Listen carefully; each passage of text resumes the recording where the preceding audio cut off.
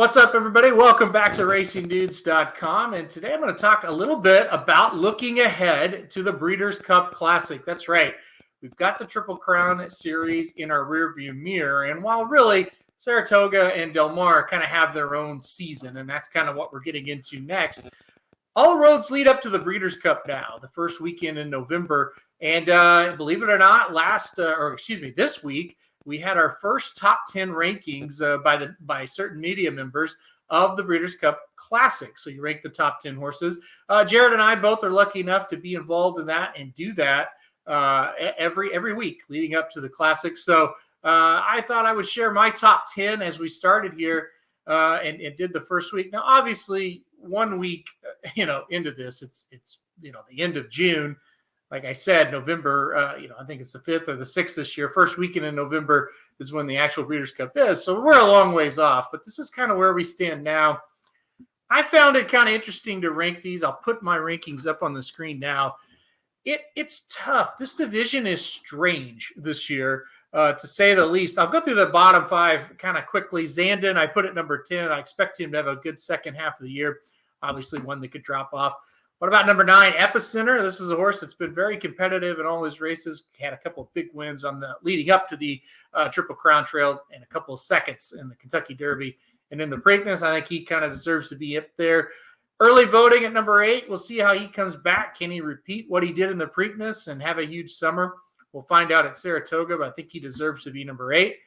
Number 7, another 3-year-old, Modonegal. And you kind of see here, I have the 3-year-olds 7 through 10. I think Modonegal, 1.25 miles, is probably going to hit him right between the eyes. I think he'll like it. He's number 1 as a 3-year-old right now for me. We'll see how that goes. But yeah, we'll see. I'm not quite sure if these 3-year-olds are ready to jump up or not. We're going to find out. Now, let's go on to number 5 and number 6. 2 runners that are going to contest the Stephen Foster at Churchill Downs this weekend. So it's kind of interesting. We're going to get a little clarity between these two. Number 6 is Mandaloon. Haven't seen him in a while. He ran very well on debut at Fairgrounds. Did not run so well next out overseas. So we'll see if he can kind of bounce back from that and see what he does. He's interesting to me. We know he kind of sort of likes Churchill Downs, right? I mean, he did go to Churchill Downs and sort of win the Kentucky Derby. That's always going to be kind of a weird blip in history, I think, when you talk about Mandaloon. But listen, he definitely looked like a star. Like I said, in Louisiana Stakes, his first race back, they went over to Saudi and did not run well. This will be his first start since Saudi. We'll see how he comes back. I'm very interested to see how he does. So Mandaloon at number 6. And of course, Olympiad. He's a horse that I need to bounce back from anything. He's looked fantastic all year long. He had a big win here at Churchill Downs last time out in the Ali Shiva Stakes. Listen, I think he's kind of that one. It's like, well, he hasn't faced a whole lot yet. I don't think he's faced the big time heavy hitters. It's probably not fair to say a whole lot. He's won 3 straight graded stakes races, but has he faced that top flight horse yet? Probably not.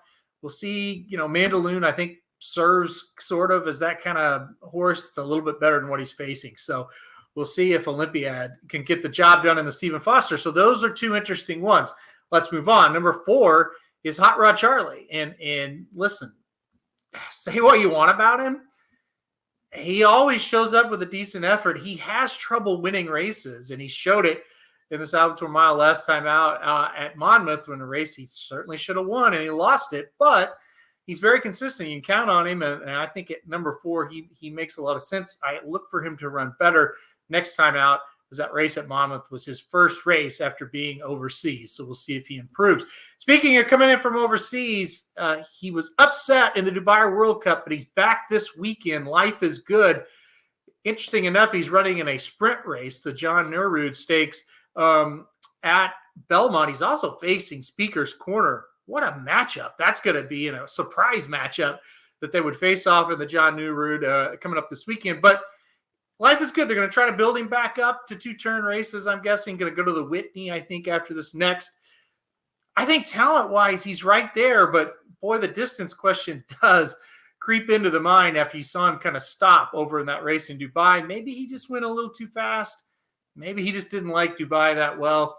I'm not holding that totally against him, but as of right now, I'm going to put him at number 3. I think he could certainly be number 1. I'm very excited, A, to see how he comes back, and B, man, Speaker's Corner versus Life is Good at Belmont this weekend. That's a real shock, something I didn't think we'd see, but that should be a lot of fun.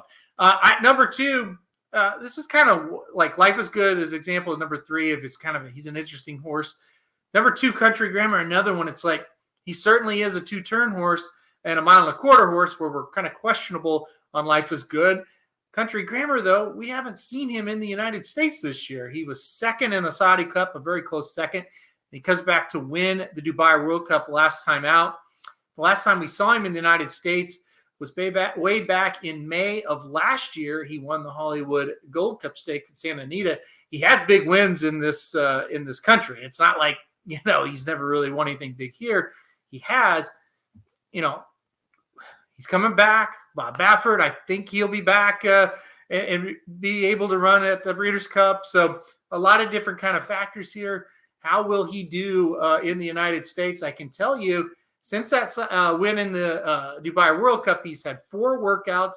He had 2 at the WinStar Training Center, and most recently he's had 2 at Santa Anita, including a 4-furlong work on 6/24. So he's building back up, maybe Pacific Classic.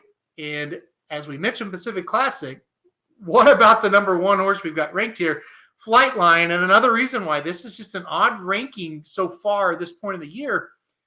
This horse has never went longer than a mile, and he has ranked number 1, not just by me, but by many. He was the overall number 1 of the poll to start the week off here, or start the poll off this week. And, I think it's just more of the projection of, listen, they say he could go as long as he needs to go. They say more distance probably going to make him better.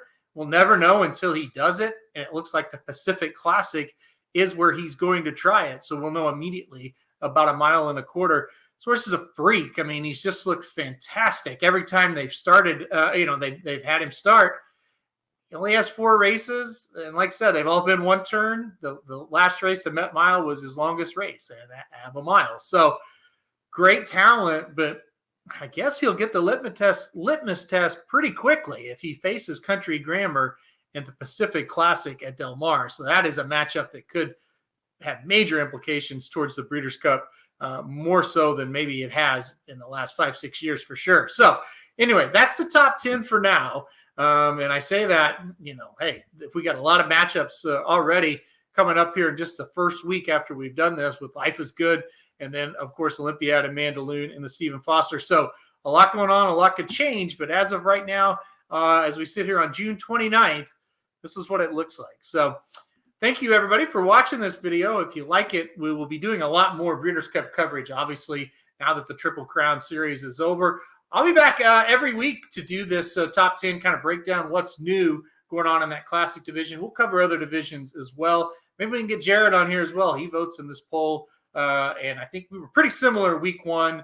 And I think a lot of people were similar week 1. But we'll see what week 2 brings. Like I said, 3 of those top 10 horses will be running this Saturday. Makes for a really exciting weekend. I was telling the guys earlier today, I was like, hey, yeah, Del Mar, Saratoga, it's getting close. These next 2 weeks before it starts are really good. This 4th of July weekend is fantastic. And you get the big Belmont Derby and Belmont Oaks the next weekend at Belmont. So there's a lot going on. It's going to be a lot of fun. So thanks, everybody, for watching. If you like this video, hit like. Make sure to subscribe if you like all our videos. We got a lot of content coming out. And we'll see you next time.